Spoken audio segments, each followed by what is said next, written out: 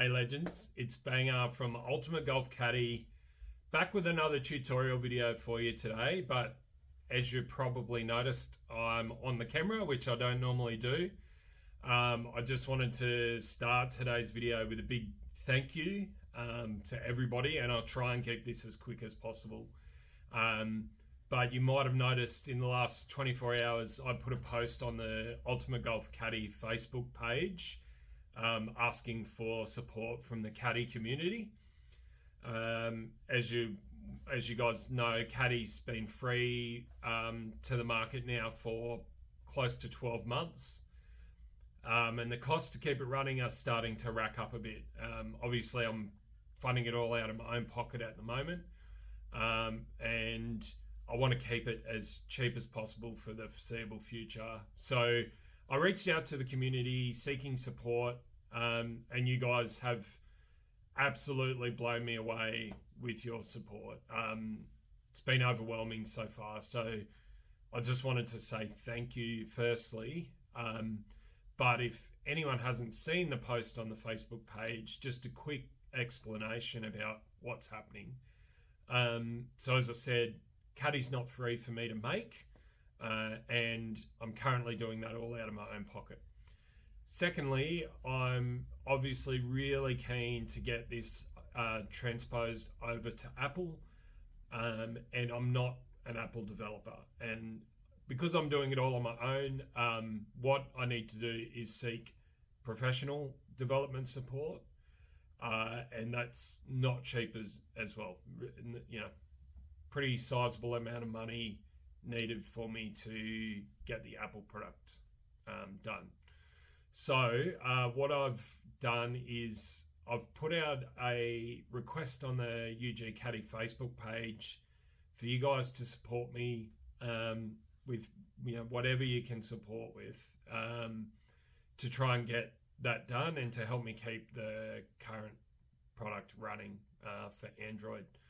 So as I said, the response has been crazy. I honestly didn't expect as much support as you guys have given. So thank you so much to those that have donated, no matter how big or small. It's seriously been so helpful. And if you aren't on Facebook and haven't seen the post and you would like to help as well, at the bottom of this video, I will link my PayPal for the Ultimate Golf Caddy page.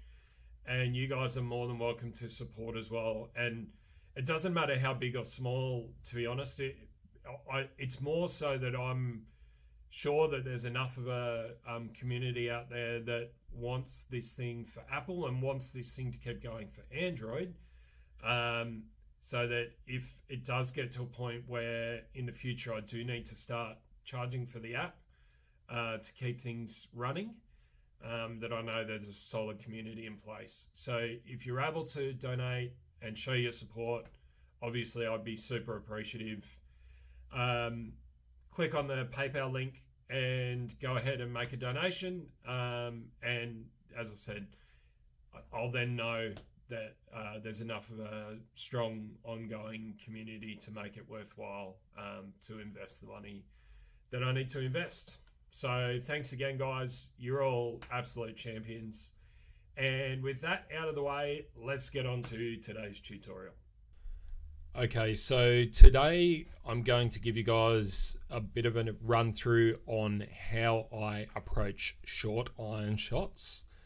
Now I wanted to give you multiple different wind directions, but unfortunately the game wasn't playing ball today. So I've got a reasonable tailwind to share and then a reasonable headwind.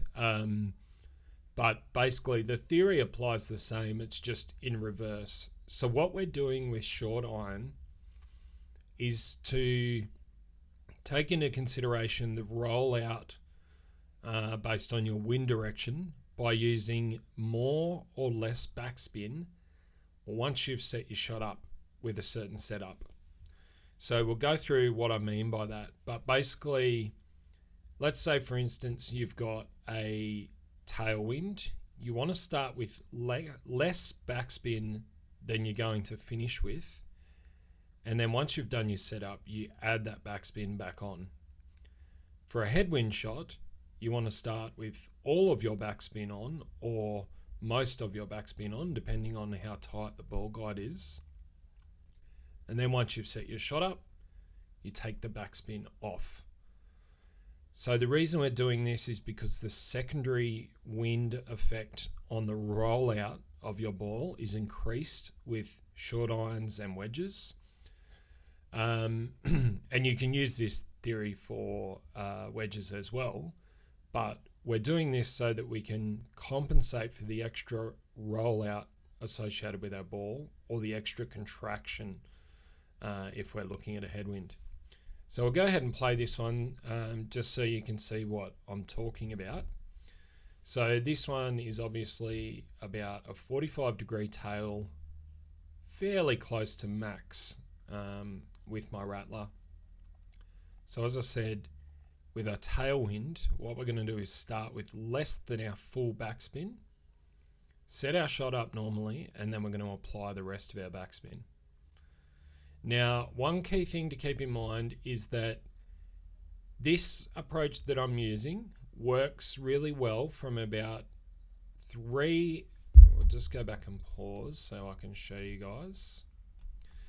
So this one works really well from about 3 rings to 4, almost 5 rings, maybe 4.1, 4.2 rings of rollout from your landing to your second bounce, and then that last little tip of ball glide.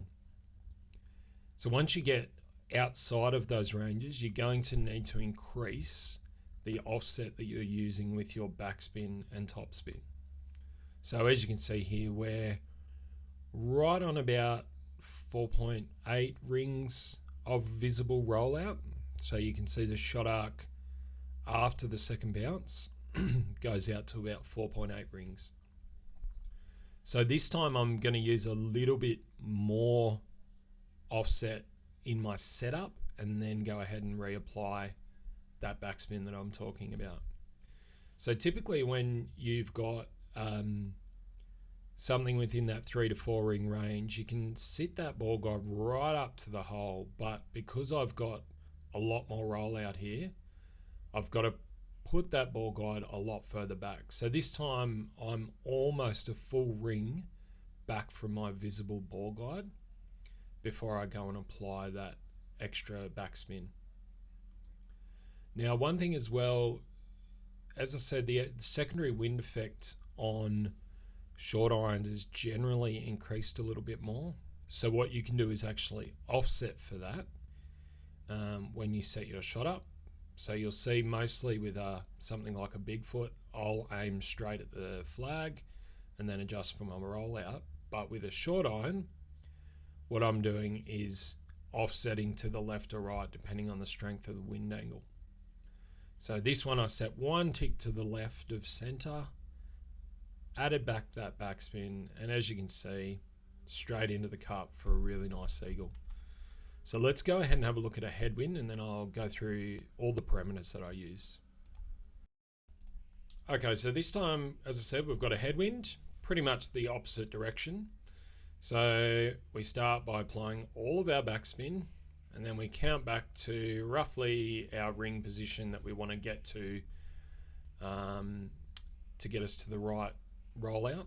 So as you can see here, we've got pretty much right on 4 rings. So the difference here is that you'll see I put the tip of the ball guide almost up to the cup. We'll get into that.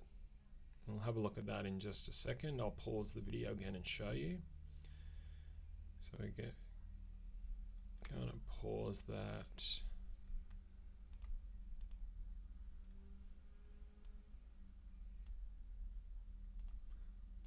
Okay, so you can see this time the tip of the ball guide is almost up to the cup. Just a little bit of separation between the cup and the end of the ball guide. And that's the same theory that applies in head or tailwind. It doesn't matter which one you're looking at. But as I said, this really only works exactly as I'm explaining when you've got a 3 to 4 ring rollout, maybe a little bit more than 4 rings. If it's outside of those parameters, you have to include more or less backspin or topspin, depending on how much further you go out towards that 5+ ring range. That's really only going to come into play when you've got a long rollout, a really hot green, where it's something like a 5+ ring rollout. In those situations, I'd probably use an extra half a bar. And I'm going to go through exactly what I'm talking about there in a second. So we set our shot up.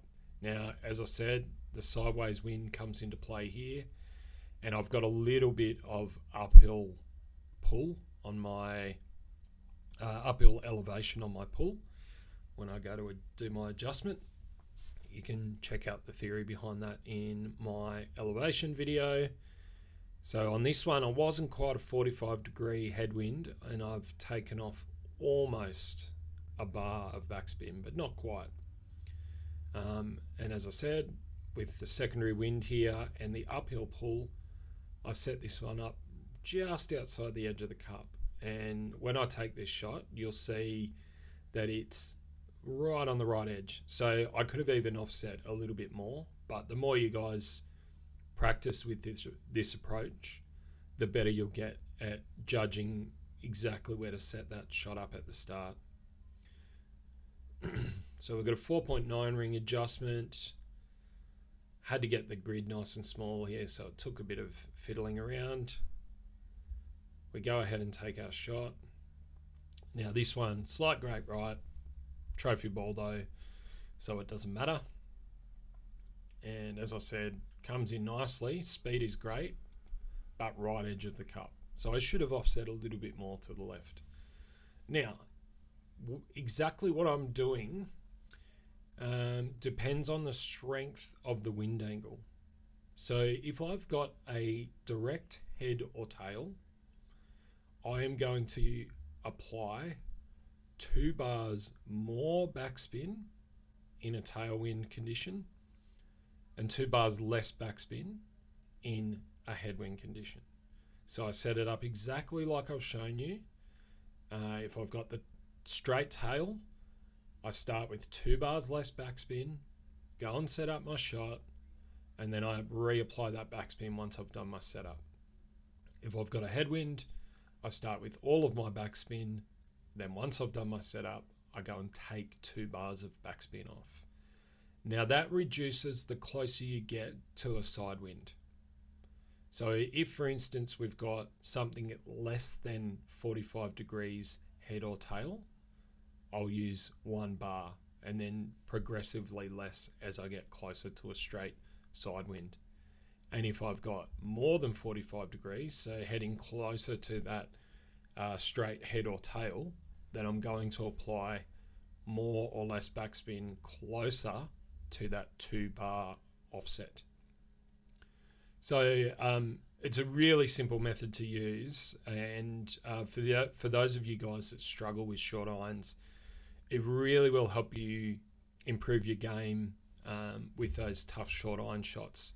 Now, this theory can be applied to all of your short irons. They all behave the same way, but the reason I use Rattler is because you get a little bit more ball guide, and it just seems to be a much tighter club. I can very quickly work out what my offset position needs to be and get that thing right up into the cup. So if you're someone that struggles with your short iron game, go ahead and give it a try. Now you might play slightly differently, but the theory can still be applied. So, you know, if you're someone that likes it to roll out a lot more, then you can do that. Just remember that you'll need to use more or less backspin than I account for in my setup. If you're someone that likes it a lot tighter, then you'll go the other way. You need to offset less because the secondary effect is lower the more backspin you have. And that's why when I'm using something like a Bigfoot or a Root, I can aim straight at the flagstick. So I'm going to start doing a bit more of this club family based masterclass stuff, and I might even have some guest appearances from some of my good friends very shortly. So stick around, and if you're not yet a subscriber, please go ahead and hit subscribe. And just one final thank you to everyone who has supported me in my quest to keep this great app running and to hopefully get the iOS app started ASAP. Thanks again, guys. I hope you all have a great day or night wherever you are in the world, and I really hope this video helps you get a few more drops. Let me know if you've got any questions, but until next time, cheers.